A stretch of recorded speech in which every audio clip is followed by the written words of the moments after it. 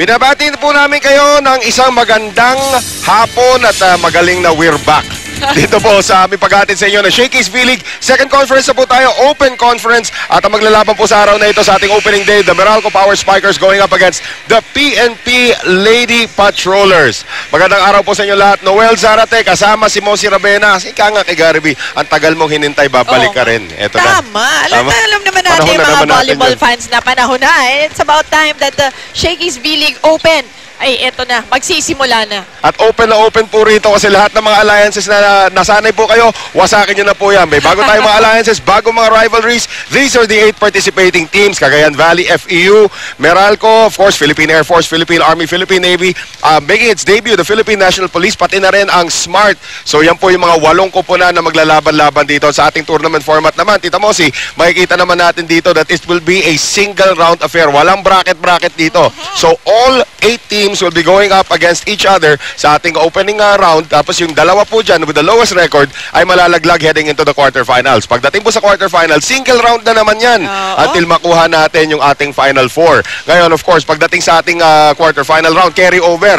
So every game is important sa ating preliminary round until makuha natin yung final 4. Pagdating po sa ating final 4, yan na, crossover semifinals, best of 3. Finals po natin, best of 3 affair. Mahaba-habang conference ito. Napakahaba, pero makikita mo, very exciting siya dahil panay single round robin. So, importante, lalo na yung carry over portion. Yun ang medyo mas mahirap-hirap doon. Kailangan they should accumulate the wins agad-agad.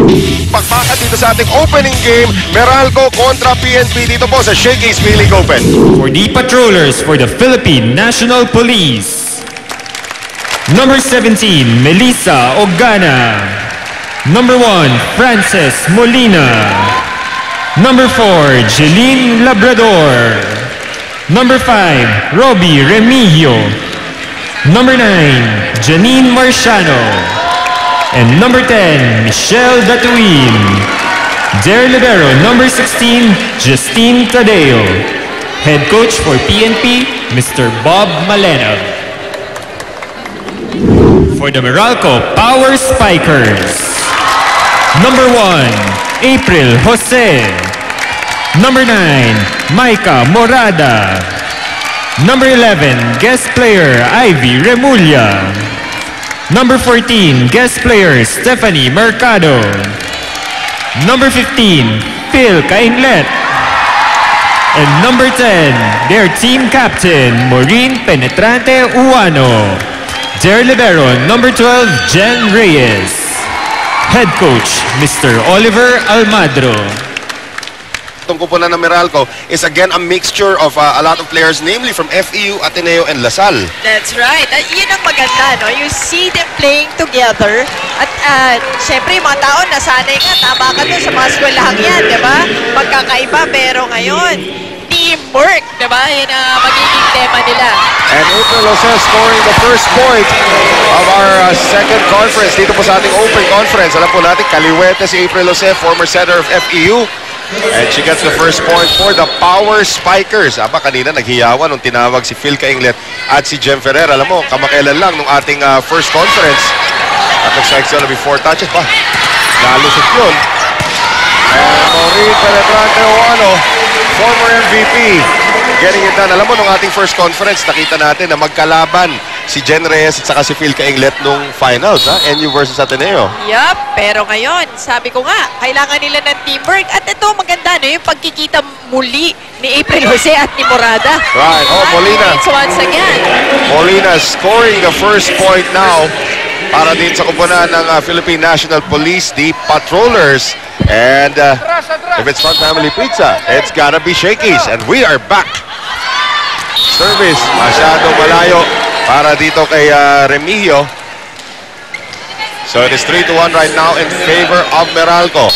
Ayan po, Maureen Penetrante Uano. Paano nagkasya kaya yung pangalan niya doon sa likuran? Kaya-kaya. Penetrante Uano. Pwede. Yes. But that time, service error para dito kay Maureen. Alam natin si Penetrante. I mean, she's in very good shape to play volleyball once again. Yan ang masarap dito sa open conference. Pagbabalik talaga ng mga dati nating stalwarts like this lady, Michelle Datuin on the serve. April Jose on the back set for Phil Cainlet off the block. Dug up momentarily, hindi na maabutan niya ni Mitch. So Meralco off to a good start dito. Sayang, nandun na sana. Pero, sa bagay, Noel, alam mo, first game of our open conference At saka, Shakey's V-League. debut nitong dalawang koponan na Yes. ito. Yun naman ang maganda kasi nga because volleyball is getting to be a popular sport in the country. Ang dami na talagang naglalakas loob at talaga namang kayang-kaya na ipakita na sila magagaling pa rin Yan. sa sport ng volleyball. Si Molina, siya po yung napatatawag natin lone source of income so far dito. 2 of their 3 points coming from her. Here's the attack galing kay Stephanie Mercado. Dati pong Tagalasal. Marciano getting it across. At laban sa net, naitawid. Ito yung palo ni Paneng. Masyado malakas. Not enough spin dun sa huling tira na yun ni Stephanie Mercado. So, Paneng Mercado's error makes it 4-all. Ang dikita na laban po between TNT at saka Meralco. Reyes, nakamote. Free ball coming up from Paneng. Ito na ngayon yung setup para kay Marciano. Nice block there coming from Ivy Remulla. Back set, Ogana into the net. Sayang yun dahil nag-iisang blocker si Paneng Mercado sana on that last play. 5-4, balik ang kalamangan dito. Yan na po si Ivy. May Elaine pa pala pangalan niya. Ivy Elaine Remulla. Ate na lang tawag natin sa kanya, Oo nga. pwede. Ate with the serve. Combination play ngayon. Marciano ba? Sipag Beautiful. Napakaganda na open hit na yun ni Marciano in spite of 2 blockers.